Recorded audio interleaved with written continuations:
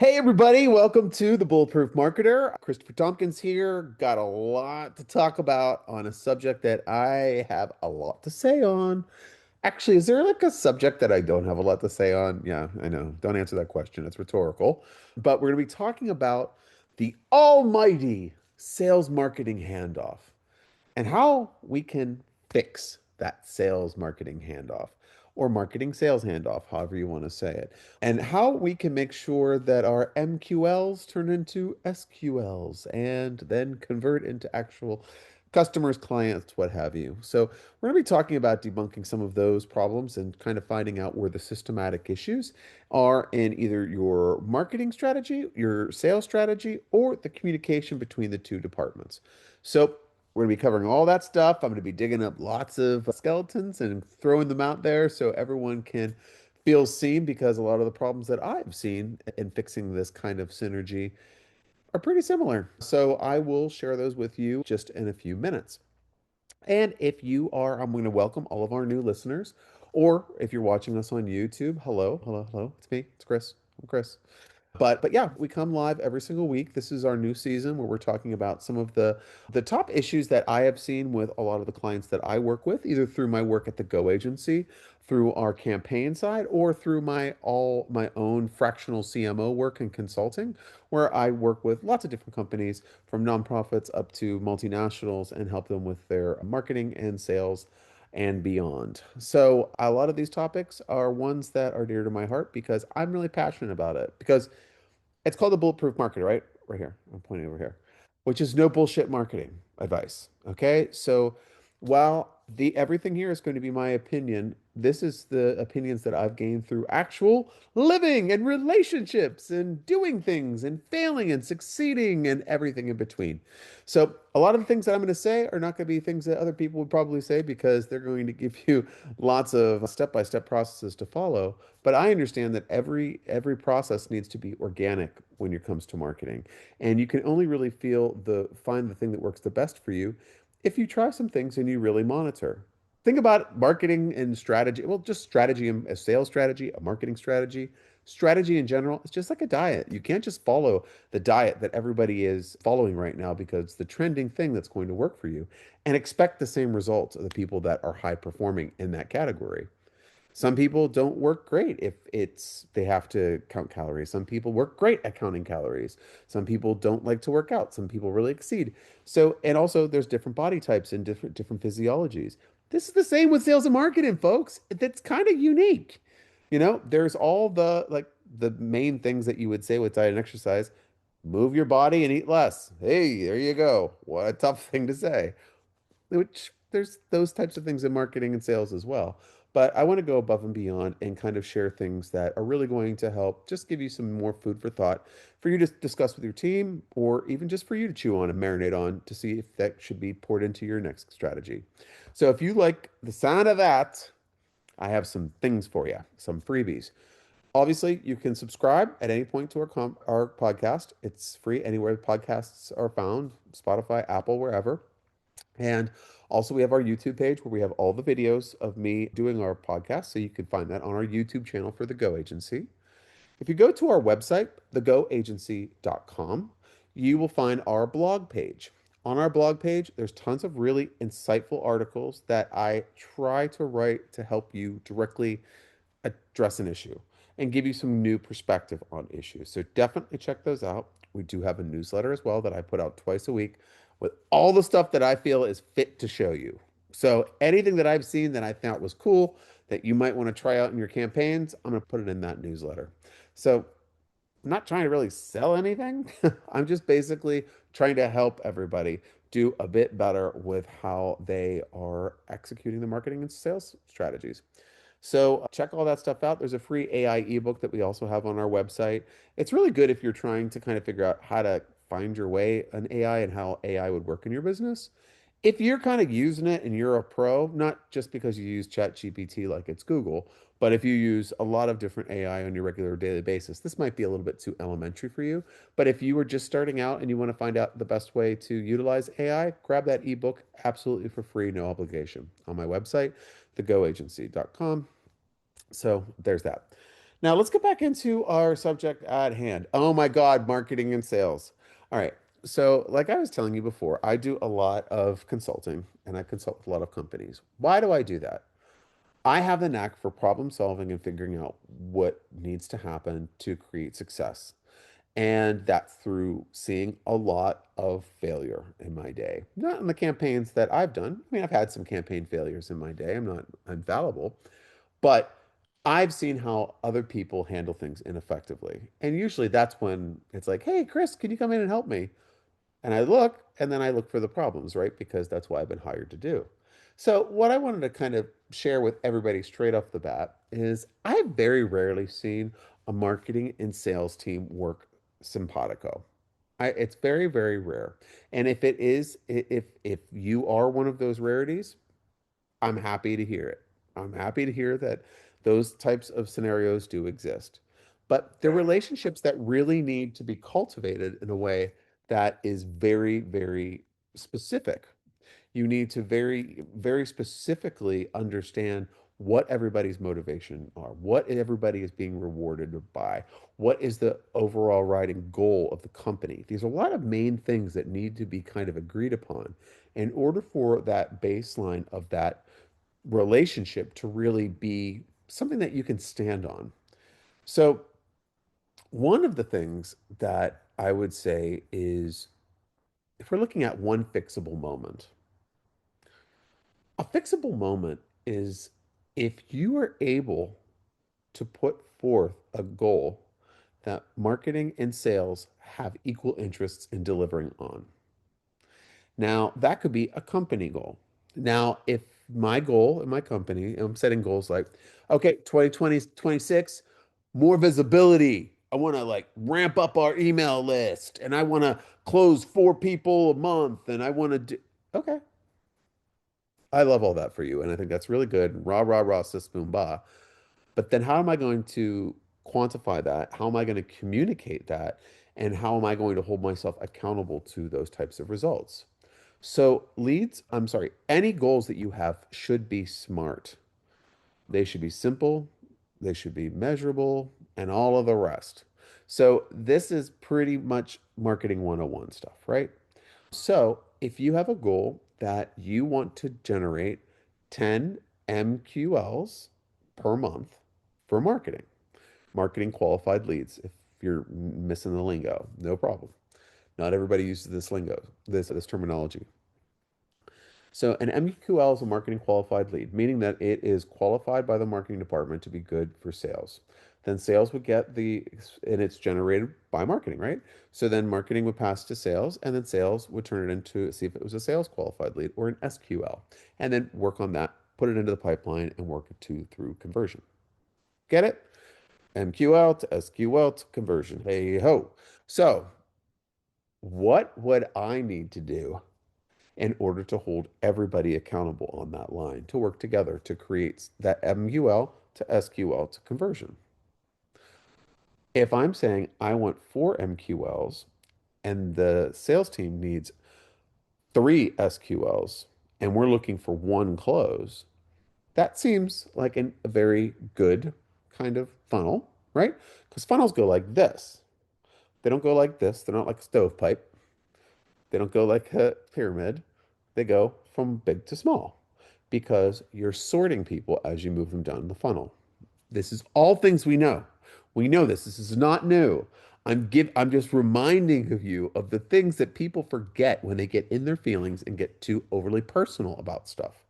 So, with that said, if you're looking at your beautiful funnel that's like this, what you will find is that you need to actually identify what the terminology of an MQL is, what an SQL is, and what the goals are in terms of how to get one to the next and the next to the next. So does your salesperson know how to identify, get an MQL to turn it into an SQL, what qualifies that, how to qualify it, and how to move it into conversion? Does your marketing team understand how to get and track those leads and effectively pass them over and communicate them clearly to the sales department? Probably not. And you know why? Because we're all working on how we can do that one sheet better. Because we're all thinking like, oh man, I think that headline doesn't really work. Or, hey, why aren't you getting more sales? Oh, I don't have any materials. Okay, let's have 400 meetings about materials and throw your marketing team directly into the shitter so that all they have to do is designing one sheet that are never going to be seen, are never going to be shared, and never going to be read. Ain't my first rodeo. So, why are we focusing on that? Because that is the shell game that marketing and sales team get caught up in. As soon as marketing sees that, okay, so for example, let's give you a very, very simple scenario here. Why is this a simple scenario? Because I've seen this 100 times, a minimum, a minimum. I would love to have like $1,000 for every time I see this happen, especially like in any given period. So it happens a lot. So what happens is everybody feels that they're successful and no one is successful in the eyes of the business. How does that work? Well, number one, the CEO is thinking, okay, where are my new clients at? Where are my new customers? So what I'm doing is I'm going into our HubSpot or wherever we're CRM, and I'm looking at the pipeline and I'm like, okay, well, pipeline looks okay. Why aren't we closing anybody? Like, what's going on? And because I'm looking at the marketing numbers and I'm looking at the sales numbers and the SQLs and the MQLs, and they're beyond target. So what the hell's going on? So then you go to the sales team, like, I don't know. Marketing's giving me these leads and we're trying. I mean, but they seem good, but they're just ghosting me and I'm not exactly sure. And then you go to marketing and they're like, well, we gave them like ten MQLs. What are they doing with them? Are they calling them or how are they servicing them? And then it's your fault. And then it's your fault. And then it's your fault. And this is kind of what happens. Because let's not bury the lead. I've said this a million times. The sales team is the one that brings the money into the organization and thus is treated as the lifeblood. Cool. But if you're in an organization that understands that marketing feeds the sales function and actually builds the visibility for your company so you can actually be considered as an option, that is where that's good, right? Because now we have something to work with. Because your C-suite needs to understand that marketing is important. Because if they don't, they're always going to side on the side of the sales team because that's who's going to make the money, that's going to generate the revenue, that's going to pay the bills and fuel expansion plans. Marketing doesn't do that. There's not like a direct line that I could be like, oh, signed client, marketing on this date. It doesn't always happen like that because as marketers, what we're doing is we're trying to create an awareness and a visibility and a hubbub to elevate brands and shine spotlights on the services and everything on the products and services that we offer. So if that's the case, what we need to do is we need to really help everybody hold each other accountable in a way that it's a language that we all speak. So if we're talking about what a marketing qualified lead is, where would it be generated from? How many should be generated from each different marketing channel that we're doing? Then, once they are generated, how are they passed over and what's the expectation for the sales team to actually execute? Let's be honest, what is it? And, it's a challenge sometimes because what sales teams will do is they will feel that there may be a misconception that any lead that marketing provides is pre-closed. Also, sometimes there's a misunderstanding on the marketing side that anybody that shows a little whiff of interest is an MQL and ready to go, meaning that you haven't really looked at their avatar, looked at their company, looked at if they are a good fit for the service that is being sold or product that's being sold. So do you see right here, this is a big fixable moment. If we're able to kind of create at least one baseline of metrics that everybody is held accountable to, you can create a lift and understanding between departments. Because I don't know, a lot of organizations run marketing meetings and sales meetings separately. And then I feel that I don't want to say I feel, I've been present in meetings as the marketer in sales meetings where I'm just there to take the orders of the sales team in terms of, all right, who wants a coffee? Okay, who wants this for their meeting? Okay, you have a meeting, you need 3 decks, and we need to update these 4 white papers and this. And by doing that, what I'm doing is I am not paying direct attention to why I'm doing it. I'm just doing, which means that there's no strategy in how I can tie my marketing effects into the sales to make the salesperson more effective. So literally, I could be doing all of this work that's throwing me way behind. Maybe there's an event I have to manage. There's an online webinar that I'm going to be writing or helping, directing the web team to do some web pages, and I'm doing an email campaign. And you're doing whatever. Marketers wear lots of different hats. So do salespeople. But what I'm doing is I'm just getting the lead and I'm just throwing it over. And then I'm going to the meetings and I'm just taking orders from everybody. Do you see how that doesn't work? That's not helping one another because what I'm doing is I'm just taking the salesperson feels that they need this to create some sort of action. Is that proven? Have we monitored that? Is that the most effective way of doing it? Or does a salesperson not understand where this lead came from what it was generated from, and how they should continue the conversation? That sounds like marketing's not communicating. And guess what? I am not throwing the whole sales team under the bus and elevating the marketing team as perfect little angels. Marketing people can turn into the confirmation bias crew, which means that anything that comes your way is going to be a request that doesn't make any sense and it's just meant to slow you down. So as soon as and you can very easily get into that, and that's not even Stockholm syndrome, that's your own little hell that you've created. Sorry.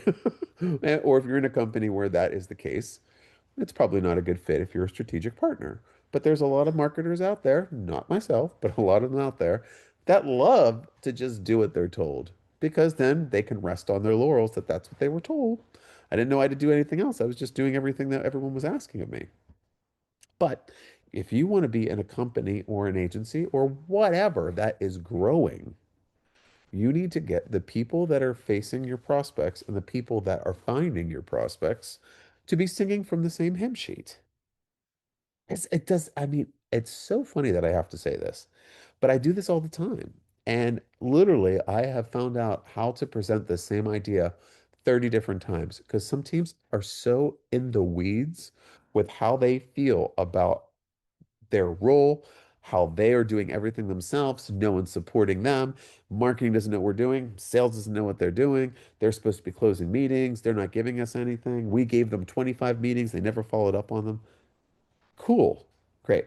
So as a CEO, what I'm saying is like, should I just get rid of all these people and start over? Like they're not working for me. They're just working to stay in their position of being against whatever. I just feel like this is one of the fundamental issues because then there's no open communication. Now, in organizations that I've worked with, and as a fractional CMO, this is something that I do all the time. That's why it's kind of hot on my brain. I want to have that one conversation after working on a team where they ask the marketing team specific questions about activity that they're doing. I was in a meeting recently where someone asked me, what are our plans with the people that had signed up for the webinar? What is the aftercare plan? And now that wasn't a salesperson that said that, that was someone from the operations team in the C-suite. But come on. I was so excited. Why? Because this is a very important question. Because the answer to that question is that I'm going to download that list of people. And then what I'm going to do is we're going to sit down, we're going to go through and see which one of these attendees of the webinar or registrants are good low-hanging fruit to have another conversation with and use as a touch point to further the relationship because in this case, it was a service that could be a little bit of a longer sale. So more impressions that you have in a caring, non-salesy way is good. So if they engaged with our content, they came to our event, we should do some sort of non-automated aftercare. Now, what are we doing? We're showing the salespeople that the registrants of the webinar that we created are MQLs. Now let's match them up to any SQLs or people in process, and then we have multiple categories that we can start acting on. And maybe before that, what were we doing? Just going through our HubSpot and calling whoever was on the list and just kind of going through life and waiting for a referral. This is actually something that we can bring everybody together on. Then, what would I do next? I'm going to create a landing page with the video replay of that webinar. and I'm going to provide it to sales and say, use this in your prospects that are talking about this topic as an aftercare piece. Now they have a live something that's new that can be added to the mix. Because one of the things I wanted to kind of share with you is that sometimes I feel that salespeople are not utilizing, they're not looking for, they're always looking for a reason why to talk to somebody, right? But what marketing should be doing is understanding that fact and producing opportunities to share information. So rather than I need this one sheet because I'm going to be selling to somebody, or I need handouts for a conference, it's more directed and it's more connected through everything. So one big fixable moment is to have those conversations where your metrics feed on from one another in a real way. Now, you can have specific statistics that are built around marketing plus sales equal conversion type activities. But we all know sales are going to create their own opportunities sometimes. They're going to do some business development on their own. There's going to be referrals. There's going to be past clients that come back. So you need to kind of really focus on ways that you can do that and build those additional metrics in there. But what I'm talking about is that one fixable moment, which is getting sales and marketing together. Now, metrics is another thing just to kind of go a little bit further. That's the one fixable moment. But let's talk about another friction area. If you've ever been on a sales and marketing meeting, you're talking, it's kind of like the sales team will go through their pipeline, how many things that they've closed, how many things that are going to close, what's the average value, what's the probability, what people are really struggling with. All of this feels like it is a real opportunity that you can engage with, right? It feels like something that is, this is actually happening in real time and there's urgency around it. And then the marketing team gives up their stats.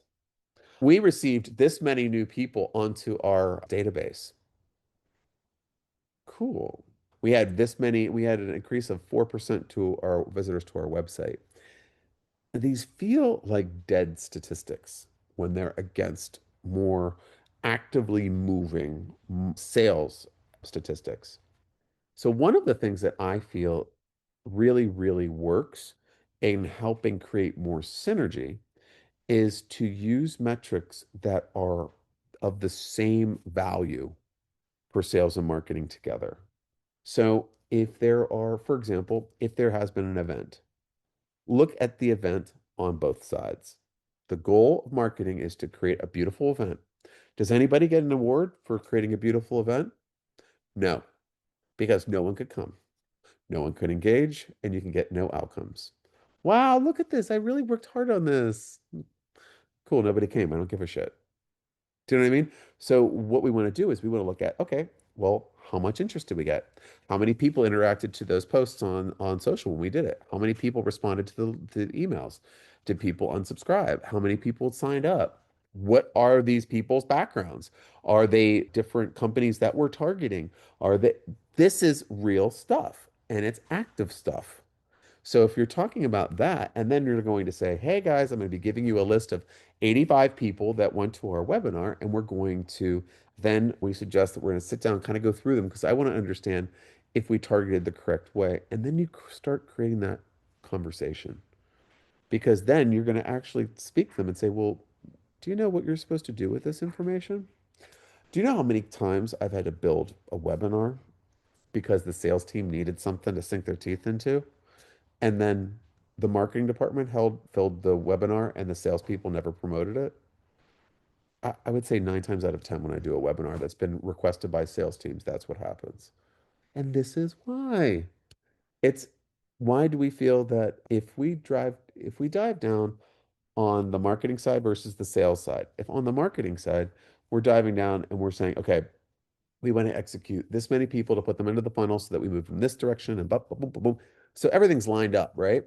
So when you're putting all this stuff together, when you're dealing with these types of metrics, it really helps level the playing field.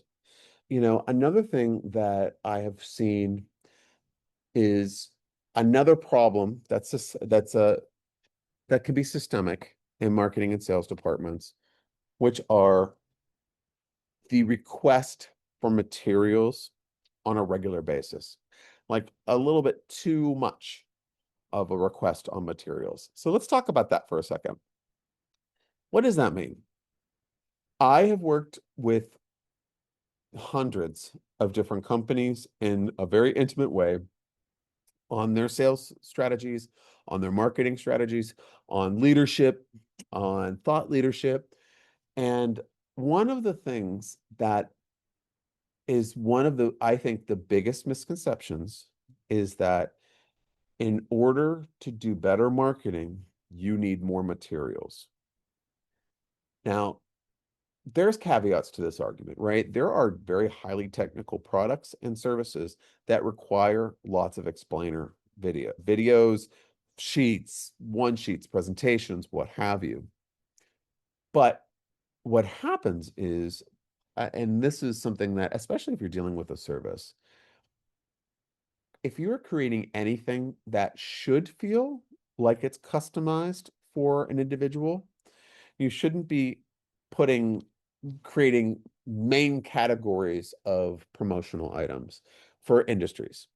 Because I can go and target in the IT industry, but I could go for a C-suite person. I can go for an IT manager. I could go for a marketing person if I want, or I could even go to a business development person. But what if I want to hit the HR person? These are all different approaches. Now, if you have, and so I've, okay, one instance in particular, I was working for a company. I'm not going to say the industry because it's kind of a giveaway, but I was working with the company, and one of the things that they kept saying was, I love that idea. Let's do a sheet. Can we do a promo sheet? Okay, can we do a deck? Let's do a deck on that. And basically, any positive idea that was shared needed to be designed and decked. And what happened was and I said, "Oh, okay, wow." I'm thinking proactive. They're jumping right in. They want to use this immediately. No, I asked a very important question, which is, where do you save these items? So I could just make sure that I'm staying on brand with some of them. It was a veritable dumping ground graveyard of stuff that nobody uses. Because guess what? You can see when things were open last in shared drives. So you can see that nothing has been used in years. So started asking questions. I was like, hey, I saw this in there. Doesn't look like it's been opened recently. When was it developed? It was developed the date that it was last opened. And that was kind of the case for about a half a dozen of those materials. So what's happening is this.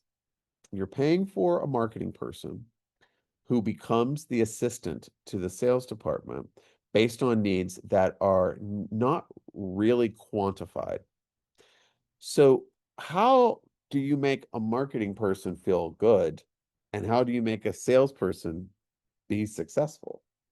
And it goes back to creating that synergy because creating materials is never going to solve the problem. Creating campaigns can solve problems because campaigns are rooted in metrics, accountability, and strategy. One sheets based off of a conversation or an idea that's around a service and adding a couple new colors does not a sale make. A sale is made by you understanding the specific needs of the audience and your prospective customers and hit them with that piece of marketing materials in the moment that they're feeling it. It's pretty hard, right? Well, because marketing's pretty hard. But what else is hard? Picking up the phone and calling a company that you've never heard of before and trying to sell them your product or service. That's hard too. So why can't we work together in an intelligent way where we can help one another and kind of lift one another up? And this is a very typical thing that happens in companies, no matter what makeup they are, that the salespeople are just hired because they're sales superstars and you go and do whatever you got to do to be successful, and then marketing will support you. That won't work. That just won't work because generally, if you were just making your sales team like, you got this, I love you, you're the best thing, and the salesperson goes, I love it here. Oh my God, I love the culture. Oh, everything about this is great. Do you know what I hear? I hear a salesperson that doesn't have goals, that's not being held accountable, and is probably underperforming. Why do I think that? Because generally, I don't have time to talk about how much I love stuff because I'm busy. I do think about it sometimes, but I'm not like, oh my God, this is one of the best companies ever. If someone's coming in, what that is, okay, for me, from an outsider coming in, if I hear a lot of people talk, if I see that the performance is extremely poor and I brought in to enhance the performance, and everybody tells me first how much they love the company, the first thing I always ask a CEO to do is to ask everybody to do something in a timed manner that is slightly outside of their comfort zone and see if they can get 40% of the people to do it. And what happens in those cases? They can't get 40% of the people to do it because they're just ignored. Then it's very easy for me to prove one of the areas of kind of problem, areas of issue, is that the leader is looked at as a friend and not a leader. And also that they don't hold people accountable. They probably keep people on longer than they should keep them on, and everyone sees it around them. So everyone knows that they don't really respect that kind of thing. They have to work really hard. They lose respect. And then the people that are really saying that they love the company, love it, want everyone to feel like they love it and they're totally dedicated because they're not doing their job good enough. And I may be generalizing, but I can give a lot of very specific examples of this in my, God, how many long, I've been over 20 years I've been doing this. So I've heard every excuse in the book. And every time I hear these excuses, I get really sad. You know, I feel sad for the company because people are being a little bit deceitful. People are kind of some people just get in where they fit in and kind of just ride it out as long as they can, get that nice little wage, and then they just get kicked out to the next thing, or they do the same song and dance and coast for another a few years. And that's kind of a challenge, right? But that is where leadership is part of my next and probably my last, because we've been gone now for a bit. I would say that with leadership is probably one of the largest issues with how sales and marketing relate to one another. And the reason being is that sometimes leaders, like everybody, I employ only the best people and I respect them to do their job the best that they can. Okay, cool. I love that. I think that shows that you have a lot of faith in your team. What is that faith based in? Is it based in them doing their job to a high level of productivity? Is it for them to surpass goals? Do you not have to hold them accountable? Are they coming up with solutions before you know that there's problems? What is it? And generally, those answers are pretty light on the ground. And this can be found a lot of times in startup companies that have gone through a growth spurt, whereas now there's more people to manage. And the small team at the initial, everyone was really a strong performer and really killed it. So as the team has grown, the same sort of mentality has been passed down from generation to generation. Again, cool. Love it. I understand why you're doing it. I totally get it. And I've made mistakes like that in my past too. What I've learned is that people want to be held accountable, and you need to hold people accountable. As a leader, the best thing that you could ever do to people is create goals that are meaningful for you, that surround the area that you were employing them to do, the role, the job, whatever. So if you're hiring me to be your CMO, why are you hiring me? So for example, generally depending on what sort of engagement I have with a client, what I'll ask them is, what do you want to get out of your investment in me? And usually the answer could be, well, I just want the marketing function to actually work. Okay. What does that look like to you? Well, just for me not to have to weigh in on every single marketing concept that needs to be passed over. And okay, we got a problem. We got a problem there because you want to hire somebody to solve a problem, which means that, and the problem is that you don't want to deal with marketing. That's not how you lead. Okay. How you would lead is that you want to ensure that the person that you're hiring, whether it be me as a chief marketing officer, or a business development executive, or a sales manager, or a chief operations manager, whatever, All these people need to have goals around their position. They can have tasks, they can have, their daily things they need to do and whatever. Listen, you do not get paid for showing up and ticking things off. Just because you showed up and you did your job, that's a fast food job, right? That's not, that's semi-skilled labor. This is skilled. This is your company. This is what you're actually paying people's health care for and beyond. So no matter what size you are, these people need to be held accountable for output. So what do I suggest? Not asking them to set their own goals.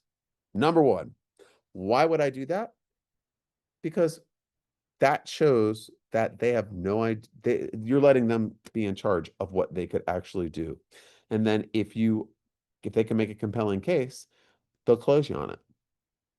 They tend to be salespeople, so salespeople can do that really well, but so can marketing people. They can convince you as well. So why would you do that? Why don't you do a little bit of research on what you need to be getting out of these people and what metrics that you can have around them? And then you have those discussions with that person.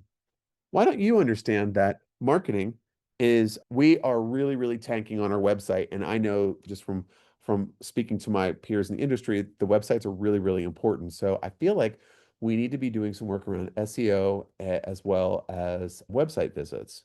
So here's a couple metrics that I was thinking about. Why don't you come up with what your ideas are based on research and let's collaborate? That's how you do it. You don't go in there and say, I don't know anything. You're the expert. That's why I hired you.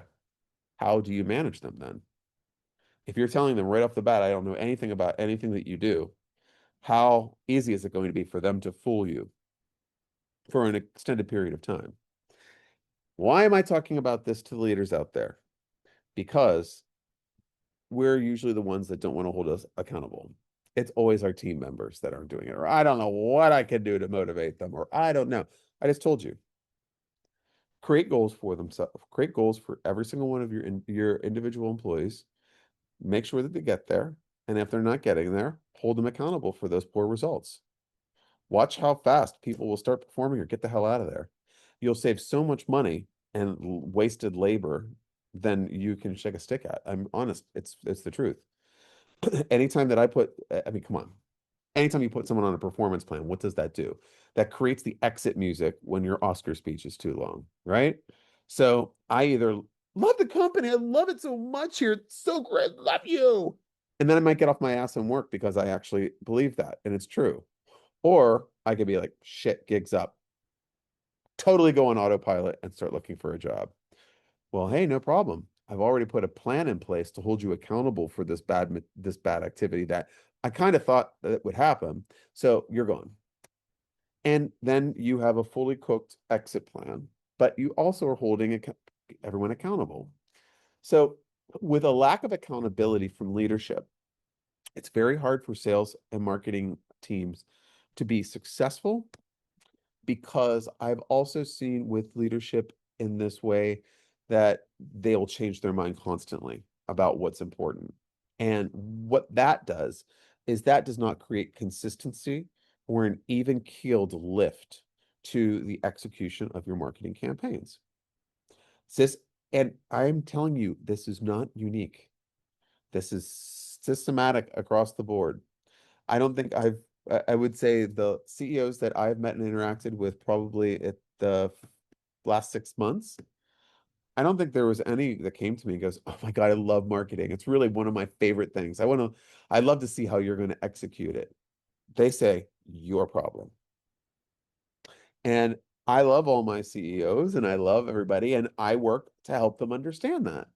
Right? That's one of my rules is to help them see like, hey, you got to come in here and do something with this because you need to be the leader. That's going to be the North Star that people are going to want to impress. But if they don't know what metrics are impressive to you and they're just making up their own bullshit metrics that they know that they can meet, then that doesn't really create any sort of meaning in their role. So I could say a marketer and say like, hey, give me 10 goals. I'll create the 10 goals and I'll say I met all the goals and I surpassed them by an extra 200%. What the hell does that even mean to a person that doesn't give a shit about marketing? Nothing. And well, this is like me saying to any marketing person out there, if you are going to be doing any sort of marketing initiative and you're going to have to get any sort of C-suite buy-in, should really tie it to what's important to them. Sometimes it's hard because you don't even know what's important to the CEO. Sometimes it's like, oh, new business, and then it's like, no, I want to look at the profile, and no, I think thought leadership, and no, I think I want to get it's PR, and oh, now it's online advertising, and now it's going to be in-person event. It's like, what is it? And in those cases, it's really important to kind of just see if you can have a meeting and kind of level the playing field rather, so that everybody knows what they're up against. So let me leave you with this thought, everybody. I know that I've kind of nattered on because this is a topic that really bothers me. It bothers me because the disconnect from sales and marketing can create fundamental issues to growth in companies.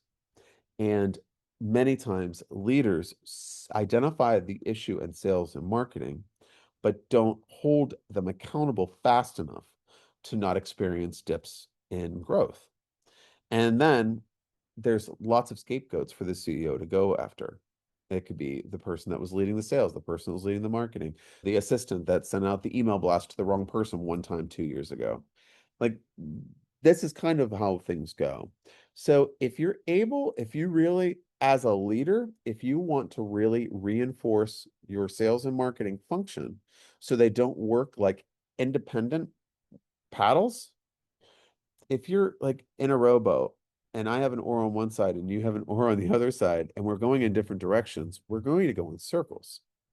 So why don't we have someone, maybe you as the leader, as the coccyx, the person that sits in the front of the boat and tells everybody to row and what direction to go into, and just kind of give them a roadmap. Now, if you're not the C-suite and you're not the person that is going to be the final decision maker,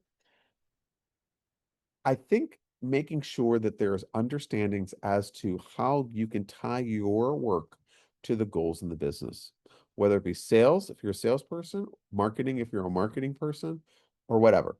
Sales and marketing are pretty much what I'm focusing on a lot here because it tends to be the lifeblood of where the activity is in an organization. Marketing people should know when you're having a meeting, sales, so that you can call on them and maybe you can kind of brainstorm some ideas on what you could do in terms of angles, or get you a new piece of material if you need it, or brush up an existing deck to maybe customize it. Having those conversations really help. If you're going to be cold calling 5 companies, maybe have your marketing team run some analysis so you know how much growth that company's experienced in the last 6 months, and you can just have interesting things to say that actually look like you know what the company is. These are things that you guys can work on together. And then, like marketing, if I'm giving any MQLs to sales, I'm going to tell them exactly how they should service them. Know what I'm not going to do? Send them a Teams message, a Slack message, or a Google Doc and say, here you go. This is everything that you need. Peace. Because people learn in different ways. Understand what you need to do to get that going. Present it on a sales meeting so that you can hold everybody accountable. Present it on a video that you can share with them afterwards. Sometimes it's more than a document and an instant message. Especially as marketing people, we have to be really, really super organized. And salespeople aren't as organized because they don't have to organize data in the same way that we do. They're cleaning data and updating databases, whereas we are doing many different subsets of data all over the place. So we can kind of be a little bit more used to organizing tons of stuff. So you need to just be very helpful and supportive because they may not understand what you're trying to sell to them because they're not marketing people, they're salespeople. And salespeople know that marketing people aren't going to sell at all costs because that's your goal. Why are those two goals different? Because marketing is making everything attractive to facilitate an environment that sales can sell in. That's it. So marketing is kind of like the realtor that's putting like bacon cookies before the open house so the house smells beautiful. And then when the people come in, they go, oh my God, this house is smells so good. Just like my grandmother's house or my mom's house when I was growing up. Then the salesperson goes, and then I have an angle I can start latching into. That's kind of sales and marketing working together. So just focus on that, folks. I mean, I've given you a lot of insights here, a lot from my personal experience. If you don't agree, I'd love to hear it. I'm not saying that this is the experience that everyone has had. It's just experience that I've seen quite a bit and I've heard a lot of complaints about. So I figured, why not address it? It's early in the year, it's a new season. Let's talk about it. So, if you want to connect with me in any way and just chat about anything regarding the topics of the show, or you have ideas or questions, my LinkedIn profile link is in the description of the show. Please click and request to connect with me. If you do, the one thing I want to request is that you just add in, like, hey, listen to your show. I just had a couple questions, just so I understand where you're coming from. See, I'm a marketer that's asking for the origination of the conversation. And I just like that because I like to have personal conversations and know where you're coming from. But please do that. A lot of the topics that we have coming up have come from your requests via LinkedIn, so that's cool. Please keep them coming. And if you do have any show ideas or questions, please reach out to me. You can also reach me through our website, thegoagency.com. Check that out. Lots of great information there and a free ebook on the AI for entry level if you want to check that out. But again, folks, hey, marketing is a very interesting universe, and so is sales. Everything works better if we're all singing from the same hymn sheet. And lowering the obstacles with stats and measurables and accountability that everybody understands will help be like a first step forward. So, if you haven't done any of the stuff that I'm talking about in this episode, maybe just focus on that. Come up with one metric that you can tie everybody together on and see how it works. Monitor for 30 days and maybe add another one. Up to you. This is me, Christopher Tompkins, for the Bulletproof Marketer. Everybody, have a fantastic week, and I'll see you next week, same time. All right, folks, like and subscribe. See you later.